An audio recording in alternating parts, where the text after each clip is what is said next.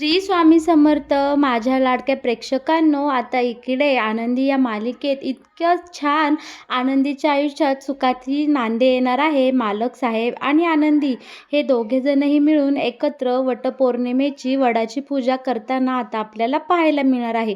पण आनंदीच्या या सुखावर इकडे पृथ्वी आणि मितालीची काळी नजर लागणार आहे आणि आनंदीच्या या सुखाची पार वाट लागणार आहे. वटपौर्णिमेच्या या सुंदर दिवशी आनंदीच्या आयुष्यात खूप मोठा तमाशा होताना आता आपल्याला इकडे पाहायला मिळणार आहे. आणि हे सगळं आपल्या या मालिकेमध्ये कशा प्रकारे दाखवलं जाणार आहे, कशा प्रकारे घडत जाणार आहे, हे जर तुम्हाला जाणून घ्यायचं असेल तर आपला हा व्हिडिओ नक्की शेवटपर्यंत पहा. म्हणजे तुमच्याही सगळं काही इकडे लक्षात येऊन जाईल. बरं का, आता प्रेक्षकांनो, इकडे आपल्या मिथालीला तिच्या आईची खूप आठवण येत असते आणि ती एकदम इमोशनल होऊन गेलेली असते. पृथ्वी मितालीची समजूत काढत असतो आणि डोक्यावरून अगदी मायेने हात फिरवताना आता आपल्याला पाहायला मिळणार आहे. तितक्यात तिथे शिल्पा येते आणि बोलते, काय ग झालं मिथाली, काय होतंय बाळा, तू का रडतेस? तेव्हा आता इकडे पृथ्वी सांगतो की आत्या, मिथालीला आईची खूप आठवण येत आहे आणि सकाळपासूनच ती ही नथ घेऊन बसली आहे. तिला आज खूप वाईट वाटते. आता इकडे शिल्पा मितालीला कुशीमध्ये घेते आणि तिला छान मिठी मारते आणि जवळ घेऊन बोलते, अगं वेडाबाई, मी आहे ना, तू कशाला काळजी करतेस? तेव्हा आता मिताली म्हणते, आत्या, आईची खूप आठवण येते ग, त्या तिथे आल्यापासून तो खूपच येते. आता इकडे पृथ्वी आत्याजवळ जातो आणि आत्याला म्हणतो की आत्या, मी तुझ्याकडे जर एक काही गोष्ट मागितली तर तू मला देशील का? तेव्हा आता आत्या बोलते, मागणार आहे बाळा, तू माझ्याकडं काही मागितलं आणि मी तुला दिलं नाही, असं कधी होईल का? तेव्हा आता इकडे पृथ्वी आत्याचा हात हातात घेतो आणि बोलतो की आम्हाला शलाका मावशीला इथं बोलवण्याची परवानगी देशील का? कारण शलाका मावशीला पाहिलं ना, आम्हाला आमच्या आईची आठवण येते आणि शलाका मावशी आजूबाजूला वावरत असली, फिरत असली की अगदी आईजवळ असल्याचा भास होतो. आत्या, प्लीज तुम्हाला परमिशन देशील का? मला माहिती आहे तुला शलाका मावशी अजिबात आवडत नाही आणि तुझं आणि तिचं पटतसुद्धा नाही. शलाका मावशी तुला डोळ्यासमोरसुद्धा सहन होत नाही, पण आमच्यासाठी तू एवढं करशील का? आम्हाला परमिशन देशील का? आता इकडे शिल्पा पृथ्वी आणि मिथालीकडं पाहते आणि बोलते की तुम्हाला जर तुमची मावशी आल्याने बरं वाटणार असेल तर तुम्ही बोलवा तिला, माझी काही हरकत नाही. आता इकडे मिथाली आणि पृथ्वी लगेच आत्याला मिठी मारतात आणि थँक्यू बोलतात. आता पृथ्वी लगोलग इकडे शलाकाला फोन लावतो आणि इकडे निंबाळकर वाड्यावर बोलावून घेतो. पृथ्वीचा फोन लगेच तिकडं जाताच लगेच इकडे शलाका बॅगा पॅक करून निंबाळकर वाड्यावर आलेली असते. शलाकाला पाहून इकडे शिल्पाला खूप राग आलेला असतो आणि आता ती तिकडे त्या शलाकासमोर जाते आणि शलाका बोलते, कसे आहात शिल्पाताई, ठीक आहात ना? तेव्हा इकडे आता शिल्पात बोलते की मी चांगली आहे, मला काय धाड भरली आहे आणि तुम्हाला इथे आलेली अजिबात आवडत नाही, हे तुला चांगलं माहिती आहे ना? तुला या निंबाळकर वाड्यामध्ये येण्यासाठी अजूनही माझ्या परवानगीची गरज आहे, हे तू कधीही विसरू नकोस. मुलांना तू जवळ हवे आहेस आणि त्यांना तुझी आठवण आली म्हणून मी तुला इथे येण्याची परवानगी दिली आहे, हे तू कायमच लक्षात ठेव. आता इकडे लगेच शलाका बोलते, हो ताईसाहेब, माझ्या हे चांगलंच लक्षात आहे, पण आता मुलांच्या हट्टासाठी आणि मुलांच्या मायेसाठी मला सुद्धा इथं यावं लागलं आहे, नाहीतर मीही इथं आले नसते. मलाही काही इंटरेस्ट नाही आहे तुमच्या या वाड्यात यायला. आता आपली शिल्पा बोलते की मुलांनो, तुमची मावशी आली आहे, भेटा तुमच्या मावशीला, मी येते आता, माझ्या रूममध्ये आहे, काही लागलं तर मला आवाज द्या. आता इकडे शलाकाला पाहून मिथाली आणि पृथ्वी तिला एकदम कडकडीत मिठी मारतात आणि आपली मिथाली तर मावशीच्या अगदी कुशीतच गेलेली असते. तिला पाहून इकडे खूप छान वाटलेलं असतं. आता लगेच शलाका बोलते, बाळांनो कसे आहात, मीही तुम्हाला खूप मिस केलं आहे आणि तुम्हाला पाहून मलाही तितकाच आनंद झालेला आहे. हे बघा, मी तुमच्यासाठी खूप छान छान गिफ्ट्स आणि सरप्राईज आणलेले आहे.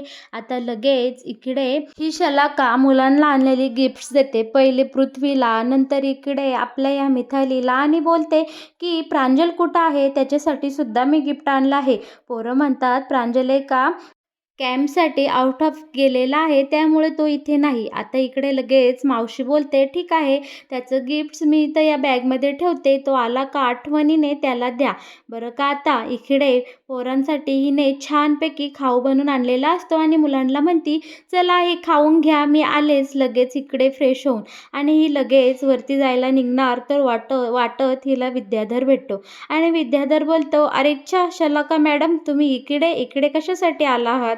तेव्हा आता ही बोलते, "आले या निंबाळकर वाड्यामध्ये काय हवाल चालला आहे हे बघण्यासाठी." आता विद्याधर बोलतो, "मुलांच्या काळजीने आणि प्रेमाने तर तू नक्कीच आली नसशील, बरोबर ना? तुझ्या डोक्यामध्ये दुसराच काहीतरी प्लॅन असणार." आता लगेच शलाका बोलते, "मला तुझ्या इतकं चांगलं दुसरं कोणी ओळखतो का? बरं मग तुझं काय चाललंय? कुठे आहे तुझं नवीन पाखरू? कुठे आहे आनंदी नावाचं? दिसत नाहीये मला वाड्यावर." तेव्हा आता इकडे विद्याधर बोलतो, "असेल इकडे तिकडेच फिरत. आलो मी आता जाऊन, माझं दुसरं काम आहे." आणि ही दोघं मस्तपैकी इकडे गप्पा मारतात. जाता जाता आता विद्याधर ही पोरं गुलाबजाम खात असतात. तिथं जातात आणि तिथला एक गुलाबजाम तोंडात टाकतो आणि बोलतो, "अरे वा, मावशीने मोठा खाऊ बनवून आणला आहे. पोरांनो मज्जा आहे तुमची. आता छानपैकी मावशीकडनं लाड करून घ्या, मज्जा आहे बाबा तुमची." असं बोलून आता विद्याधर इथून निघून जाते. लगेच शलाका मुलांजवळ येते. आता मिथाली तिच्याजवळ असलेली नथ शलाकाला दाखवते आणि बोलते की, "मावशी तू मला एवढी नथ घालून दाखव ना गं. आम्हाला माझ्या आईची खूप आठवण येत आहे आणि तू जर ही नथ घातली तर अगदी आम्हाला आमच्या आई समोर असल्याचा फील येईल." तेव्हा लगेच शलाका मुलांच्या हट्टासाठी नथ घालते आणि मिथाली शलाकाला मिठी मारते. शलाकाला ही गोष्ट फारशी काही आवडलेली नसते, तरीही ती आपलं नाटक कंटिन्यू करते आणि मुलांना छानपैकी इकडे हसवून दाखवते. बरं का आता इकडे पृथ्वी बोलतो की, "मावशी चल ना गं, आपण या क्षणाचा छान एक फोटो काढून घेऊया. म्हणजे आम्हाला असं वाटेल की आमची आई जणू काही आमच्यासोबत इकडे तिकडे आता वावरत आहे." लगेच इकडे आता ही शलाका बोलते, "चला बरं आपण एक फोटो काढूया." आणि छानपैकी ही तिघेजण आता एक सुंदर असा सेल्फी काढतात. आता मस्तपैकी इकडे सकाळ झालेली असते आणि निंबाळकर वाड्यावर सकाळ सकाळ एकदम कामाची रेलचेल सुरू झालेली असते. आनंदीने आणि बाकी सगळ्या नोकर माणसांनी छानपैकी इकडे नाश्ता बनवलेला असतो. आनंदी सुनीताला बोलते, "सुनीताताई, मी जी गोष्ट तुम्हाला आणायला सांगितली आहे ती तुम्ही घेऊन आलात का?" आता सुनीता हो बोलते आणि ती गोष्ट घेऊन आनंदी आता रूममध्ये निघून जाते.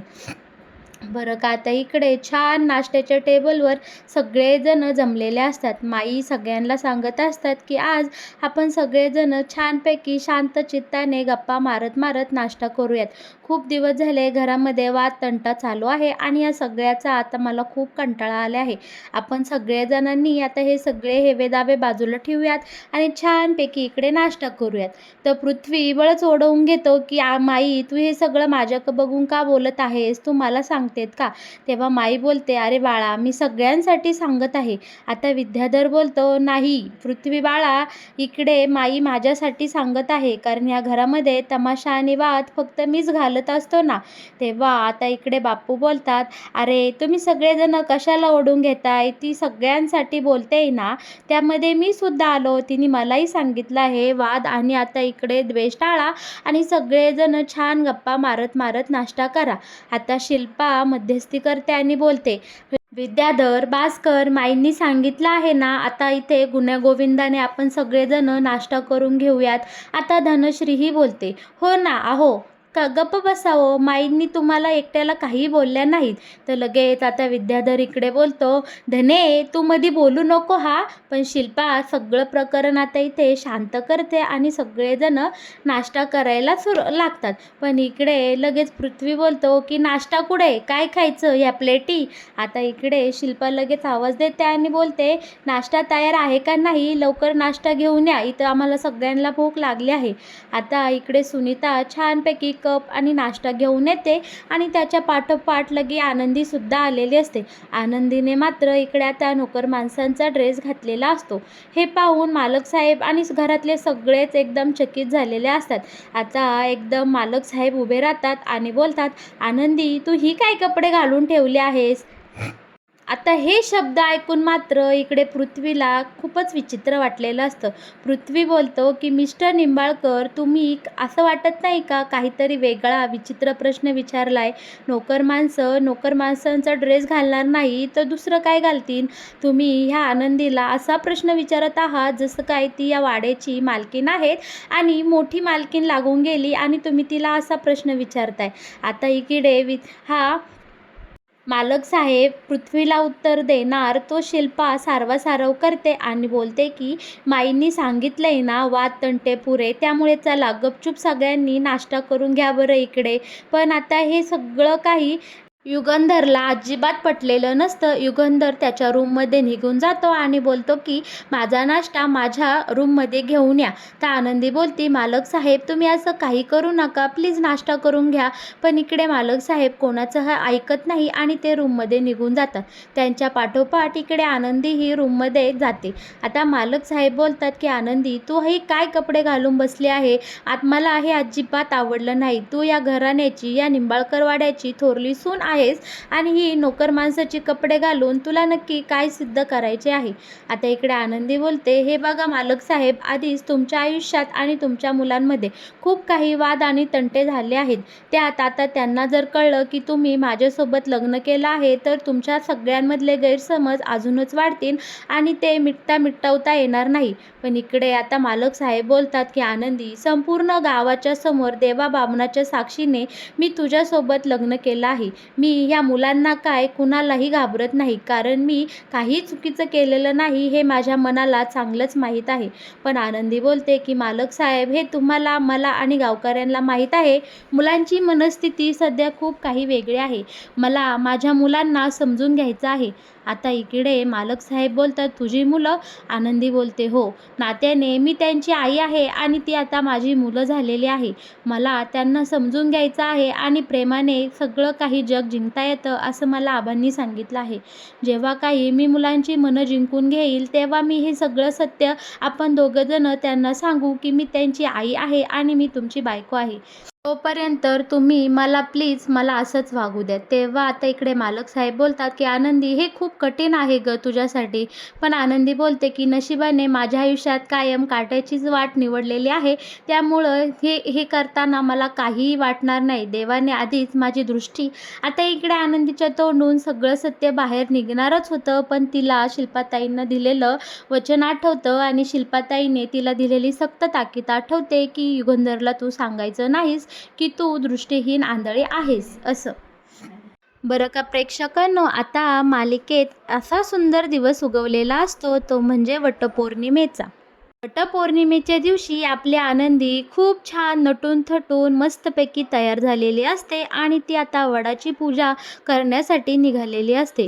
तिला तिथे वाटेमध्ये आता मध्येच मालक साहेब भेटतात आणि मालक साहेब म्हणतात की आनंदी, तू एवढा मेकअप करून कुठे निघाली आहेस? छान तयार झाली आहेस. यावर आनंदी बोलते की मालक साहेब, आज वटपौर्णिमेची पूजा आहे आणि ती करण्यासाठी मी चालले आहे.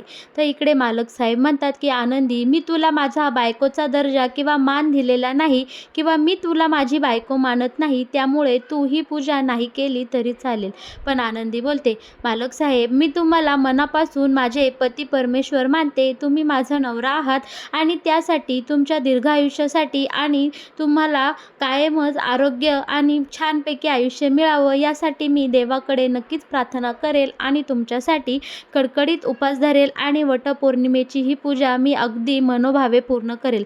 प्लीज मालक साहेब, तुम्ही मला ही पूजा करण्यापासून अडवू नका. आता आनंदीचे एवढे छान सुंदर शब्द ऐकून मालक साहेबसुद्धा इकडे विरघळलेले असतात आणि ते बोलतात की तुला जे योग्य वाटेल ते तू कर. आता छानपैकी आपले आनंदी मस्त वटपौर्णिमेची पूजा करण्यासाठी निघालेली असते. आता एकतर आनंदीला काहीही दिसत नसतं, तरीसुद्धा ती आपली अंदाजपंचे रस्त्याने चाललेली असते.